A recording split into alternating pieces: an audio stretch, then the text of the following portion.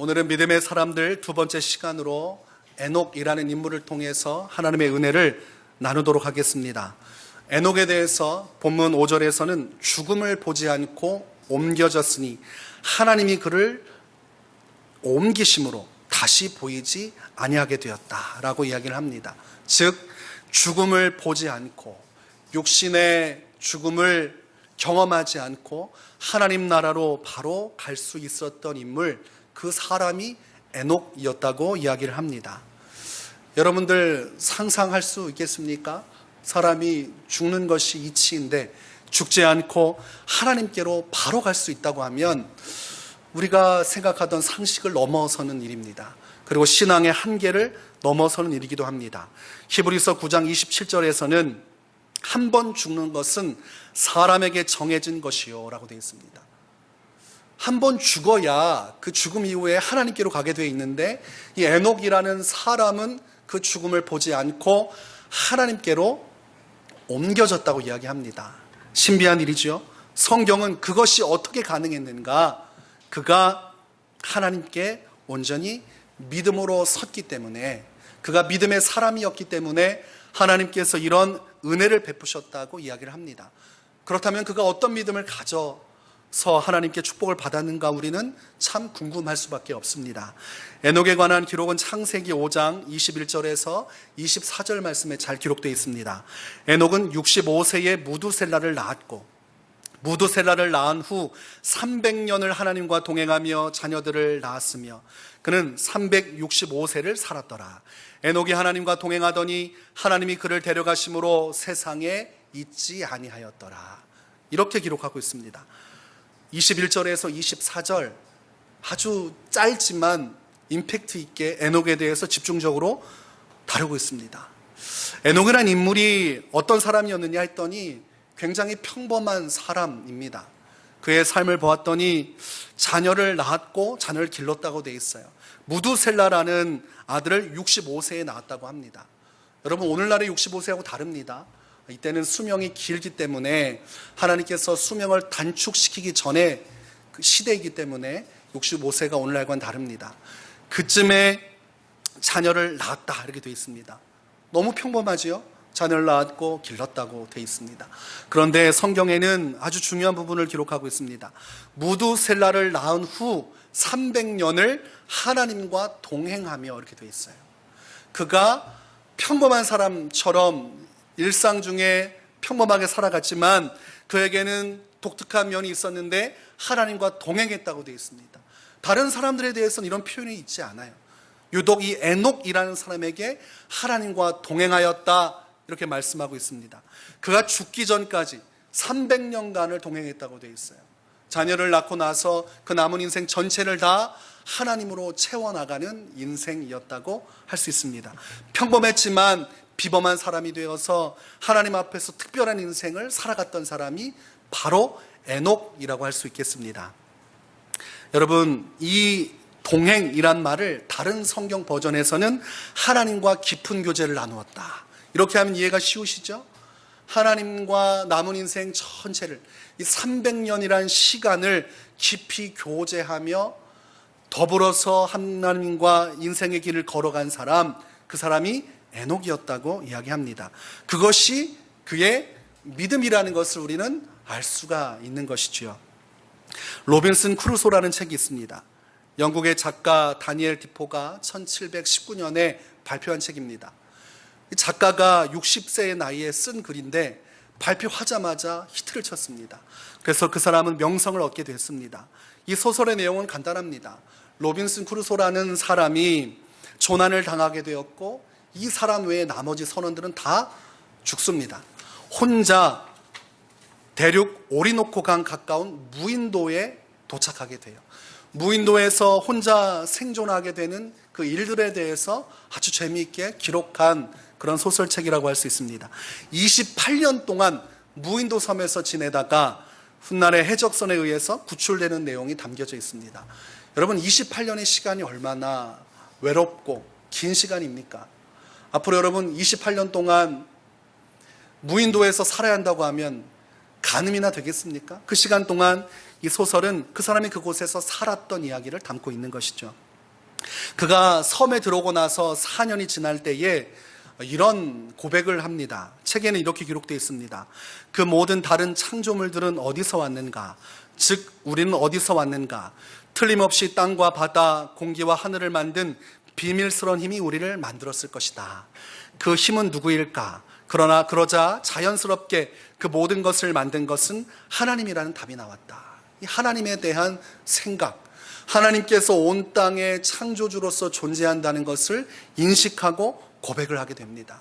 외로웠지만 쓸쓸했지만 그 안에서 하나님을 발견하게 되는 것이죠.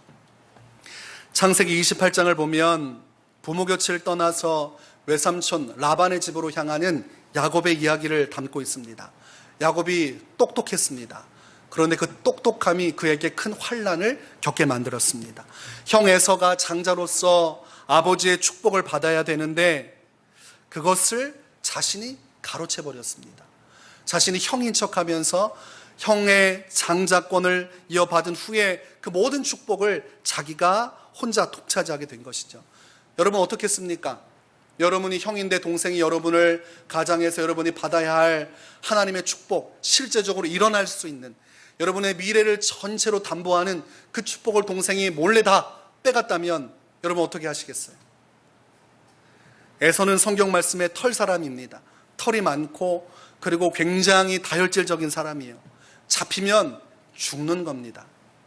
죽는 거예요.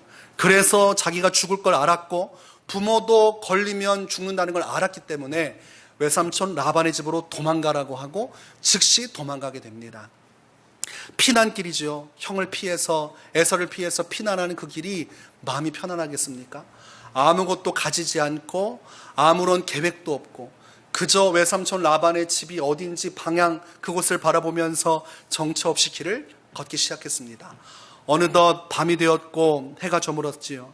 성경에 보니까 그가 돌베개를 머리에 베고 돌을 베개 삼아서 누워서 잠을 청합니다. 돌로 베개를 삼아서 자는 게 편할 수가 없죠. 불안한 마음과 답답한 마음과 힘든 육신을 가지고 잠깐 잠이 들었는데 성경에 보니까 그가 꿈을 꾸었다고 되어 있습니다.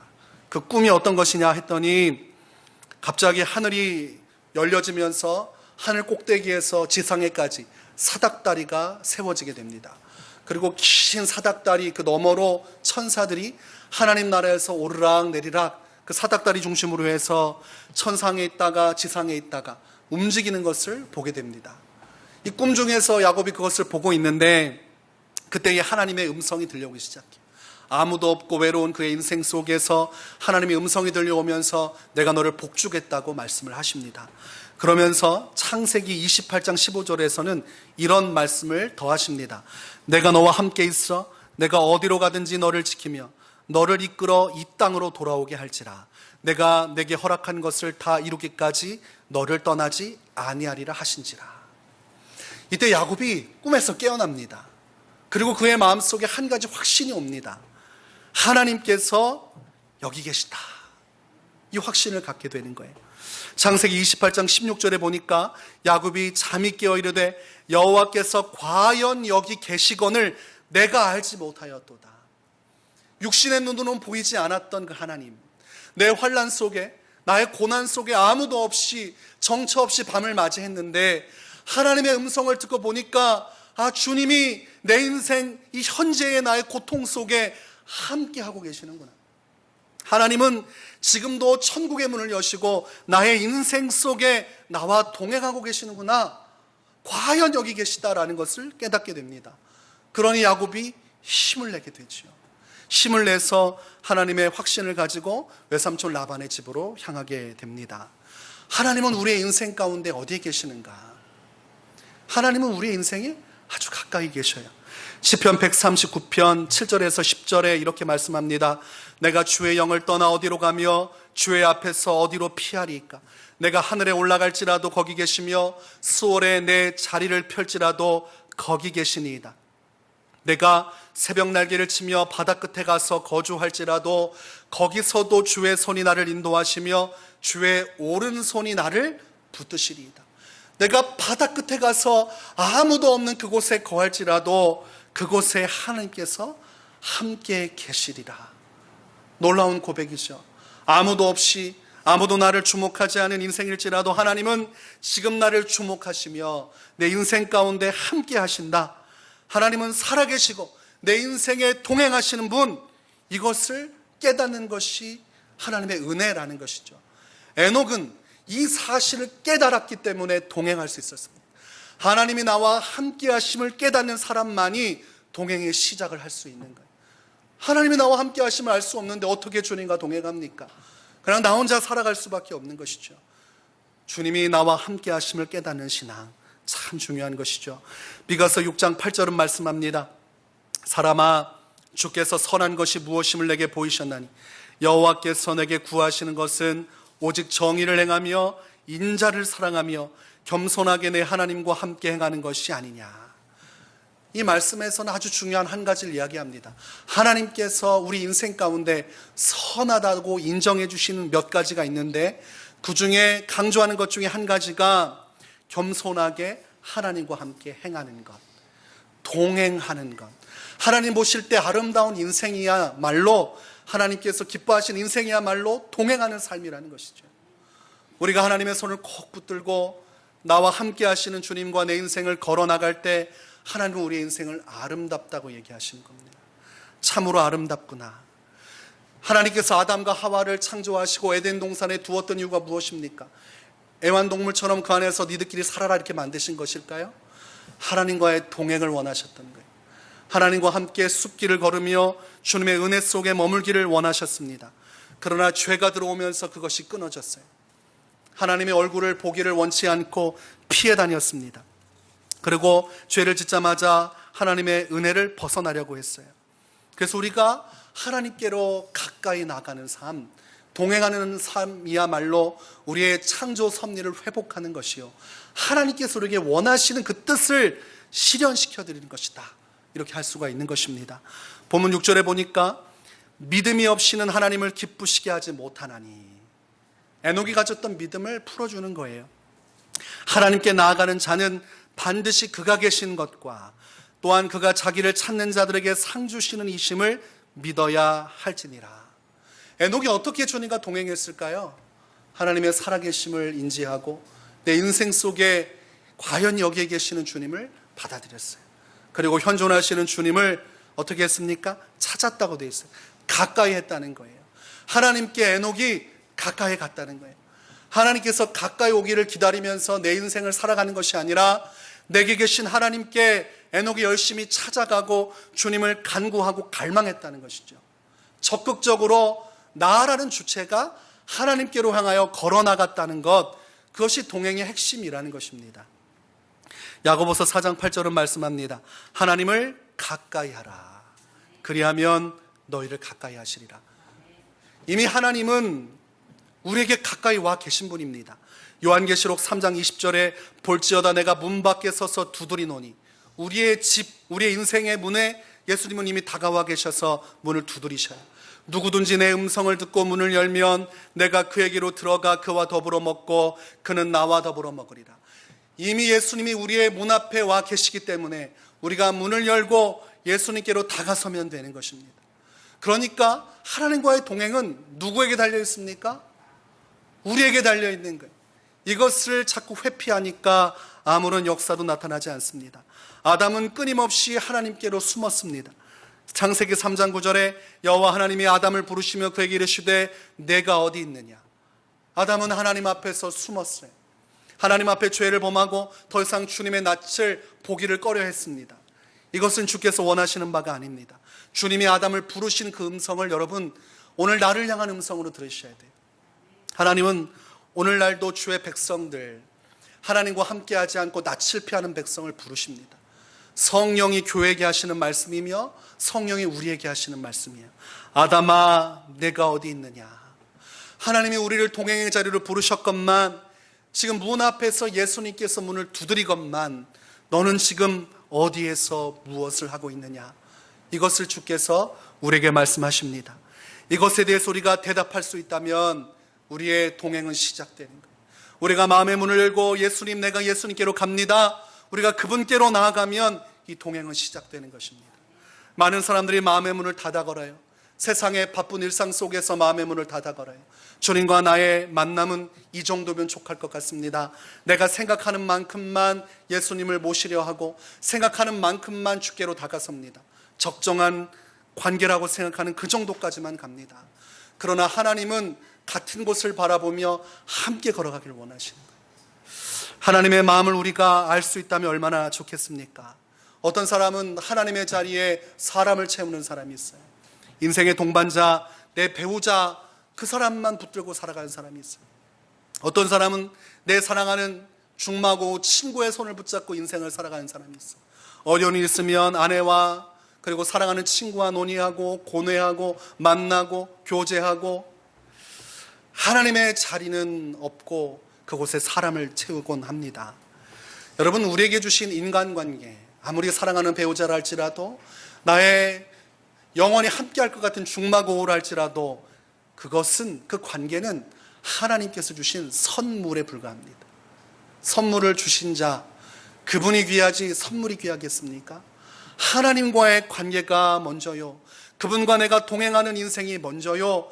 그 은혜 속에서 선물을 받아 누리는 거예요.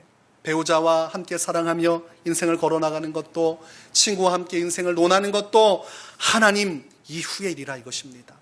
그런데 하나님은 쏙 빠지고 사람이 그 자리를 채우니 뭔가 해결되는 것 같지만 아무런 문제도 해결되지 않죠.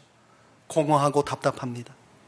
다윗은 시편 146편 3절과 4절에 이런 말씀을 합니다. 귀인들을 의지하지 말며 도울 힘이 없는 인생도 의지하지 말지니 그의 호흡이 끊어지면 흙으로 돌아가서 그날에 그의 생각이 소멸하리로다. 여러분, 우리가 굉장한 존재같이요, 사람이라는 것이 얼마나 대단해 보입니까? 사람은 우리의 문명과 과학과 우리가 이룬 일들을 치하하면서 사람이 얼마나 위대한가를 매체와 모든 지식의 전율을 통해서 공유합니다. 그러나 성경은 그렇게 말하지 않아요. 우리가 아무리 날고 기어도 결국 우리의 생명은 호흡에 달려 있고, 여러분, 5분만 아니 10분만 숨 쉬지 않으면 우리의 모든 역사도 끝이 납니다. 우리의 찬란했던 오늘의 수고와 내일의 미래와 희망도 아무것도 아닌 것처럼 사라집니다. 그리고 잊혀집니다. 사람을 의지할 수 없는 것은 그의 인생이 결국 그의 호흡, 코에 머물러 있기 때문이에요. 아무것도 아닌 것처럼 언제라도 죽어 사라지는 것, 흙이 되는 것, 그게 인생입니다. 그래서 다윗은 사람을 의지하지 말라. 귀인이라고 되어 있습니다. 다른 성경 버전에는 방백이라고 되어 있어요. 쉬운 말로 관리란 뜻인데, 심 있는 사람, 내가 의지할 만한 사람 붙들고 의지하지 말라는 거예요. 그 자리는 하나님의 것이라는 겁니다. 그래서 시편 146편 5절에서 이어 말하기를, 야곱의 하나님을 자기의 도움으로 삼으며 여호와 자기 하나님에게 자기의 소망을 두는 자는 복이 있도다. 야곱의 하나님, 정처 없이 살아갔던 그 인생에 나타나셔서 함께 하심을 보여주신 그 하나님께 소망을 두는 자가 복이 있도다. 여러분의 문 앞에서 문을 두드리면서 여름을 찾고 부르시는 그 주님과 함께 인생의 길을 동행하는 것이, 그 소망을 가지고 살아가는 것이 인생의 참된 복이라고 말씀을 하고 있습니다. 여러분, 이 하나님께서 여러분 인생의 소망이 되고 도움이 되시고 여러분의 하나님이 되는 것입니다. 자기 하나님, 자기의 소망, 자기의 도움, 이렇게 다윗이 강조하지 않습니까? 내 하나님, 나의 하나님, 나의 도움이신 주님, 나의 소망이신 주님, 그 하나님이 나와 함께 하심을 보고 그분께로 가까이 더 가까이 나아가는 삶, 이것이 에녹이 보여줬던 믿음, 그가 죽음을 보지 않고 하나님께 나아갈 만큼 하나님을 기쁘시게 할 수 있었던 이유라는 것입니다. 오늘 본문 6절에 보니까 또한 그가 자기를 찾는 자들에게 상 주시는 이심을 믿어야 할지니라고 말씀하고 있습니다. 에녹이 받은 상이 죽음을 보지 않는 것이었어요. 그의 300년간 사람을 의지하지 않고 과연 여기 계신 하나님을 바라보며 인생의 모든 길을 걸어간 그에게 하나님은 놀라운 상급을 베풀어 주셨다는 것입니다. 하나님께서 그 주신 복이 얼마나 대단한 것이었는지 우리의 상식을 넘어서는 죽음을 보지 않는 것까지도 허락하셨다는 거예요. 어떤 말씀입니까? 얼마나 기쁘셨으면. 우리 손주들에게 우리가 설날이나 이런 거 될 때 우리가 인사하고 세배하면 돈을 주지 않습니까? 액수가 어떻게 올라가요? 기쁠수록 액수가 올라가겠죠. 사랑하는 마음이 기쁠수록 과감하게 지출이 되는 것입니다. 하나님께서 에녹이 주님과 동행하는 삶이 얼마나 기뻤으면 그 수많은 인생 속에서 유독 에녹만은 하나님을 바라보며 그 인생의 주님과 한 걸음 한 걸음 걸어갔던 그 인생이 얼마나 기뻤으면 성경의 기준을 깨고서 죽음을 초월해서 하나님께로 불러들였냐는 것입니다.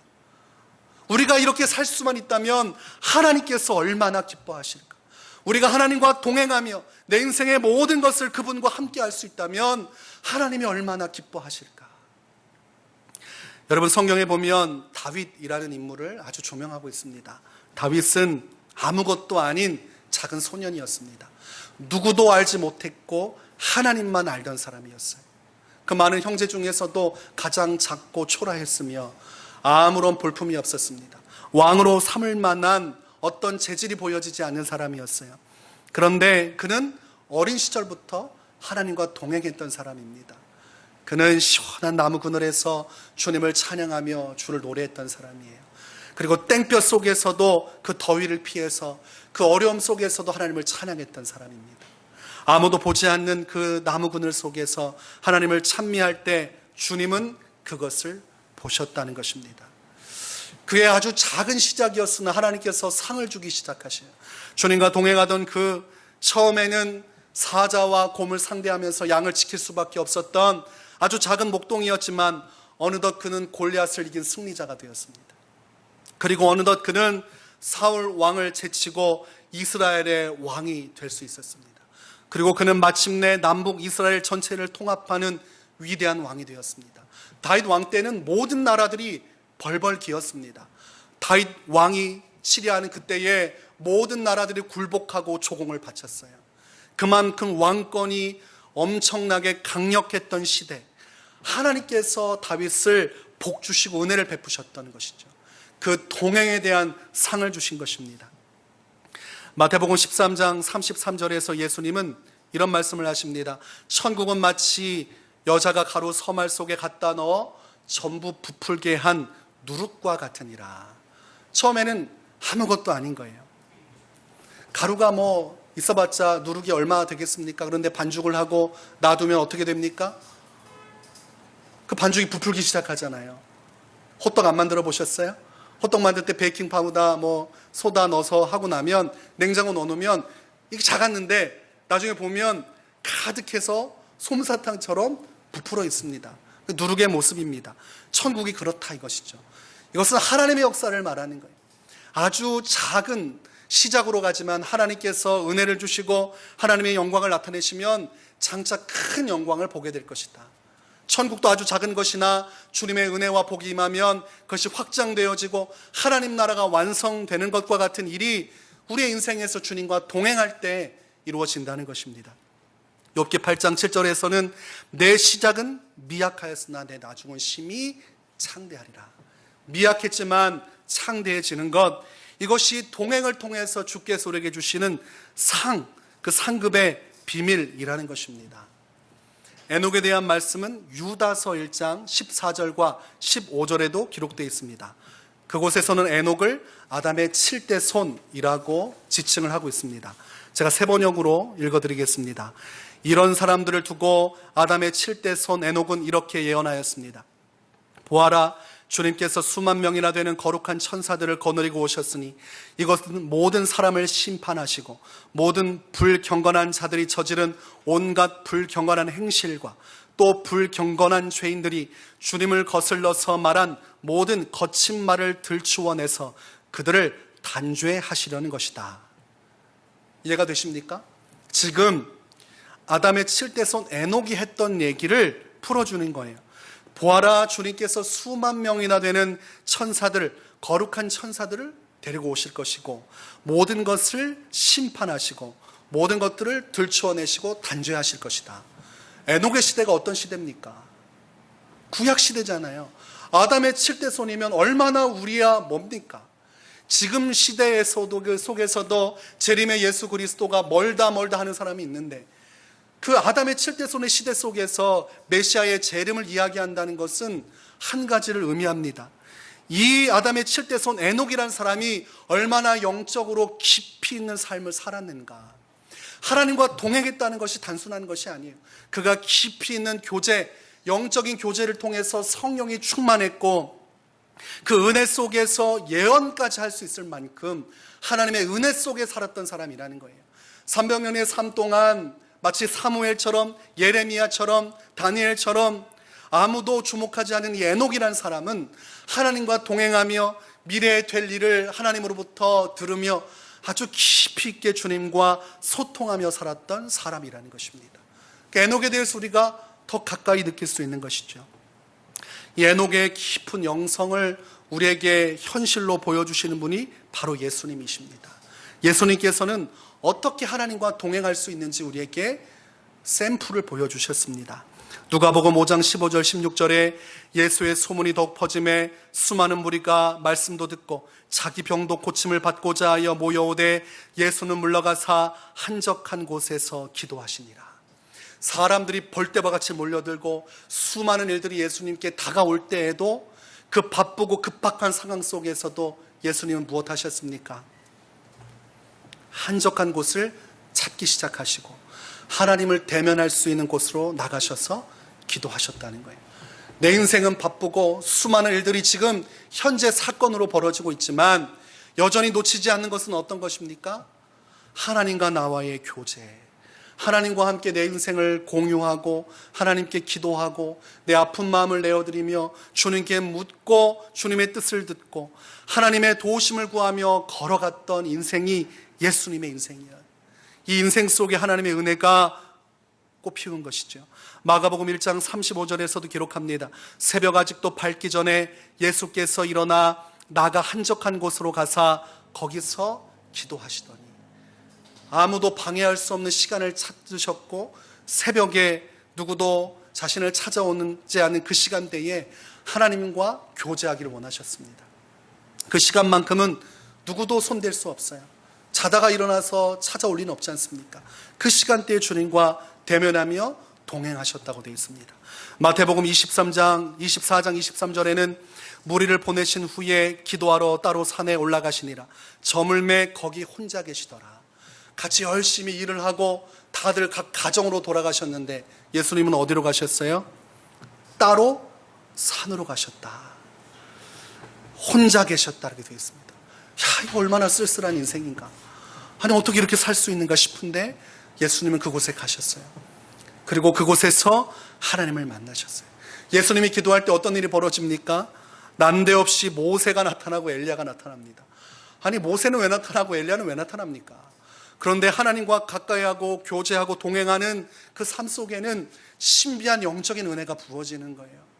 예수님께서는 그것을 보여주신 것입니다. 예수님께서 겟세마네에서 기도하시며 죽음 직전까지 주님 앞에 서셨을 때에 천사가 나타나서 힘을 더했다. 실제 살아 존재하는 천사가 예수님이 기도하는 그곳에 나타나서 예수님을 감싸 안고 함께 영적으로 돕는 일이 일어났습니다. 우리가 이 육신의 삶을 살고 우리는 오늘날 현재 속에서 고뇌하며 외로워하며 괴로워하며 우리의 삶의 문제를 가지고 힘겨워하지만 하나님과 동행하는 사람은 그 삶 속에서도 주님을 붙드는 사람입니다. 아무리 바쁘고 아무리 내 인생이 혼란스럽고 아무리 쓸쓸하고 외롭고 아무것도 할 수 없는 낙심하는 마음이 있어도 어디로 갑니까? 하나님께로 가까이 가는 것입니다. 그것이 동행입니다. 디모데전서 4장 8절에 육체의 연단은 약간의 유익이 있으나 경건은 범사에 유익하니 금생과 내생의 약속이 있느니라. 여러분 하나님 나라는 어디에 있습니까? 하나님의 나라는 어디에 있습니까? 저 먼 우주 바깥에 있어서 죽어야만 경험할 수 있습니까? 하나님 나라가 여기 있다 저기 있다 하지 못하리니 하나님의 나라는 너희 안에 있느니라. 예수님이 하신 말씀입니다. 하나님과 동행하는 자의 삶 속에 그의 내면과 그의 인생길 속에 하나님의 역사가 나타나고 주님의 위로가 나타나고 영적인 신비한 축복의 일들이 일어납니다. 그러니 그곳에서 하나님을 만나고 하나님을 경험하고 주님을 내가 보고 체험하니 그곳에 이미 천국이 이루어지는 것입니다. 여러분, 이 세상 속에서 천국을 소망하며 살아간다면 먼저 하나님과 동행하는 삶으로 나가시기 바랍니다. 하나님은 여러분 바로 앞에 서 계십니다. 이것을 인지하셔야 돼요. 반드시 그가 살아계신 것과 살아계셔서 함께 하시고 그를 찾는 자들에게 상 주시는 이심을 믿어야 할지니라. 그를 가까이 찾고 그분의 손을 붙들고 인생을 살아나가면 주님께서 반드시 에녹의 인생에 은혜와 상을 주신 것처럼, 다윗의 인생에 은혜와 상을 주신 것처럼 오늘날 우리 인생에도 우리에게 아주 중요한 은혜와 상을 베풀어 주시리라는 것입니다. 여러분, 천국은 멀지 않습니다. 내가 주님과 동행하는 이 순간 주님이 나와 함께 하시는구나 깨닫고 주님을 만나는 그 순간이 천국입니다. 부디 하나님의 기쁨이 되시길 바랍니다. 이 많은 세상 사람 속에 각자가 저마다 분주하게 살아갈 때, 저마다 자신의 문제에 얽매여서 하나님을 놓치고 살 때 하나님께 가까이, 더 가까이 다가가셔서 하나님의 큰 기쁨으로써 놀라운 축복을 경험하는 믿음의 사람으로 살아가시기를 주의 이름으로 축원합니다.